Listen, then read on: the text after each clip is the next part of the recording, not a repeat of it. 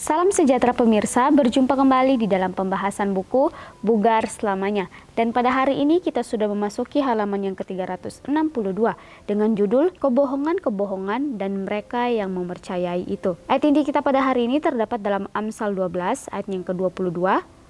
Orang yang dusta bibirnya adalah kekejian bagi Tuhan, tetapi orang yang berlaku setia dikenangnya.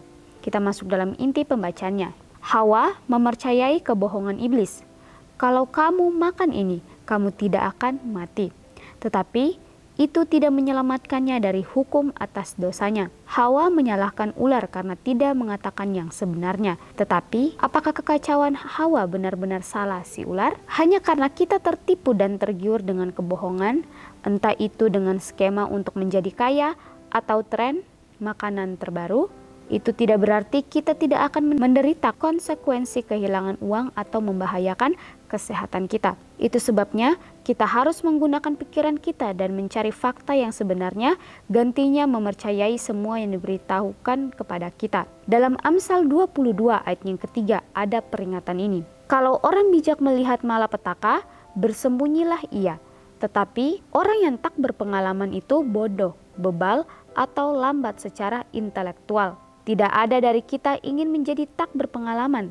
Namun banyak orang cerdas yang bertindak seperti orang bodoh ketika mereka percaya pada klaim seperti bahan dalam botol ini akan menyembuhkan semua penyakit Anda. Saat ini ada banyak ide perawatan kesehatan yang belum terbukti namun sedang dipromosikan. Blue Green Man, metode penyembuhan berat badan, penyembuhan kanker.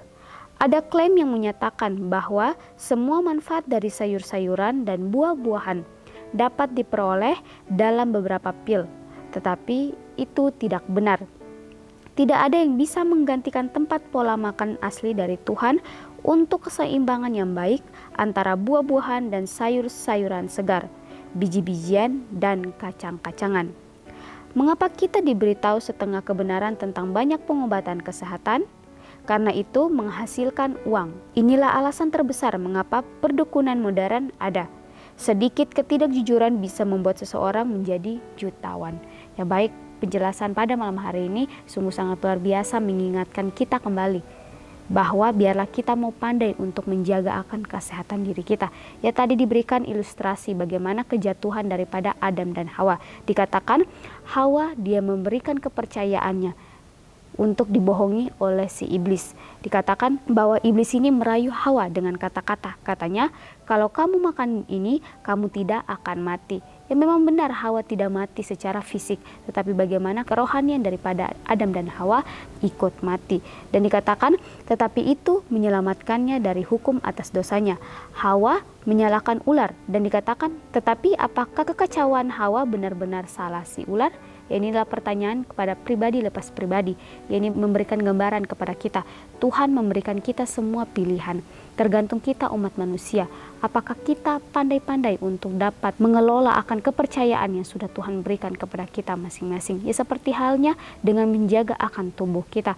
Kita seringkali melihat banyak promosi-promosi yang membuat kita tergiur. Ya, promosi-promosi instan yaitu seperti menurunkan berat badan tanpa olahraga atau menyembuhkan semua penyakit dengan sebuah pil. Ya inilah yang sering kita percaya di dalam kehidupan kita sehari-hari. Tetapi pelajaran ini mengingatkan kita kembali dalam Amsal 22 ayat yang ketiga. Kalau orang bijak melihat malapetaka, bersembunyilah ia. Tetapi orang yang tak berpengalaman berjalan terus lalu kena celaka. Ya inilah teguran kepada kita masing-masing. Seringkali kita sudah melihat akan ada bahaya yang kita hadapi kalau kita mengambil pilihan-pilihan kita dengan salah. Tetapi seringkali kita terus sehingga malapetaka itulah yang akan menimpa kehidupan kita. Tetapi dikatakan lagi bahwa ketika seseorang meminta hikmat daripada Tuhan untuk dapat melakukan yang benar, mengambil keputusan yang benar di dalam kehidupannya. Ketika dia melihat malapetaka datang, dia akan menghindar dari setiap malapetaka tersebut. Dia akan bersembunyi dari malapetaka itu. Ya inilah yang selalu diingatkan kepada kita. Tuhan memberikan kita semua hikmat untuk dapat berpikir, Untuk itu, biarlah kita mau menggunakan hikmat itu dengan sebaik-baik mungkin. Dan ketika Tuhan sudah memberikan kita kebebasan untuk memilih, biarlah kita mau menggunakan kebebasan itu dengan sebaik-baik mungkin.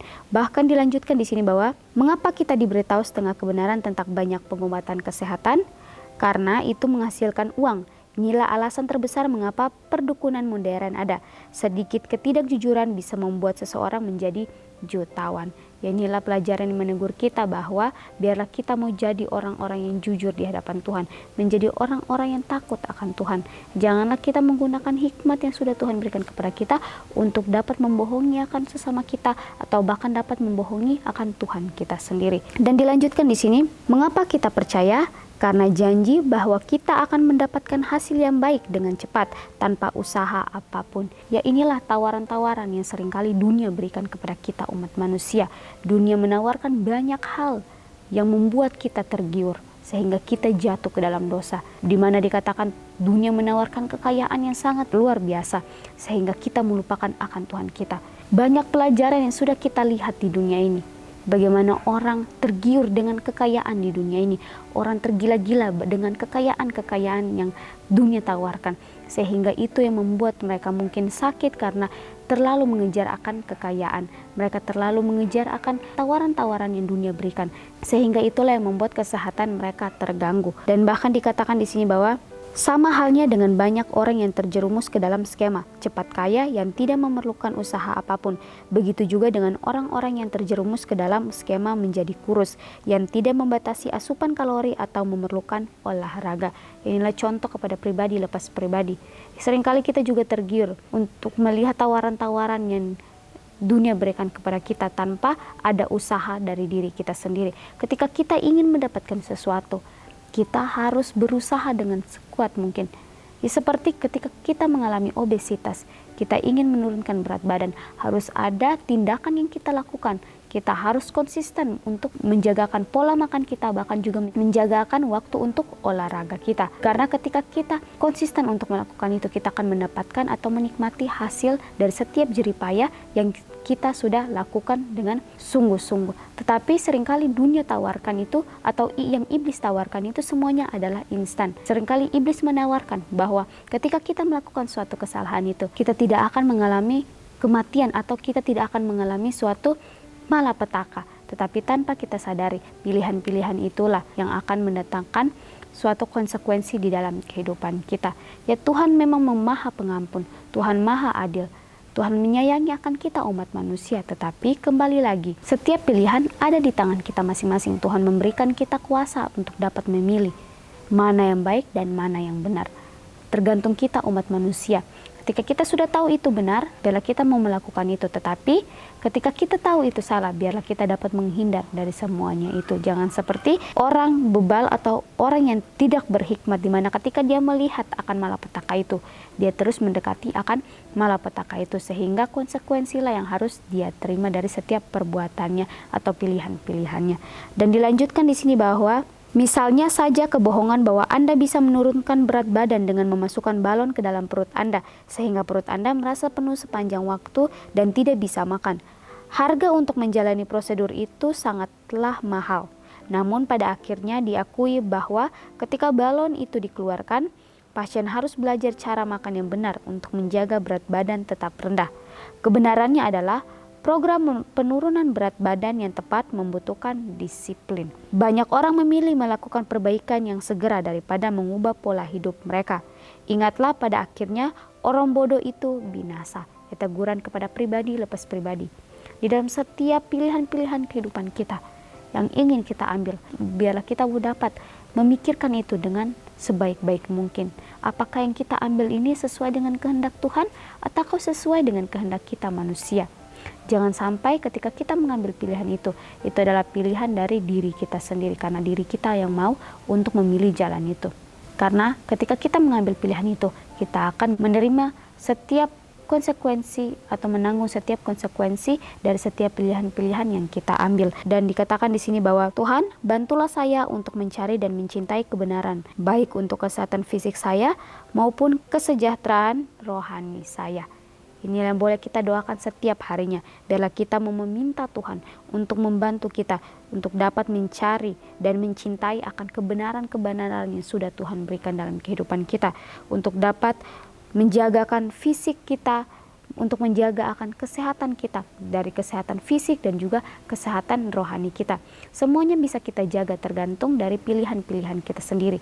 Seperti kita ingin menjagakan berat badan kita harus menjagakan pola makan kita, bahkan kita harus disiplin untuk olahraga. Inilah pelajaran yang bisa kita ambil pada hari ini, bahwa biarlah kita mau dapat meminta hikmat daripada Tuhan untuk dapat memilih apa yang benar sesuai dengan kehendak Tuhan di dalam kehidupan kita. Ya baik pemirsa, mungkin ini saja pembahasan yang bisa saya bahas pada hari ini.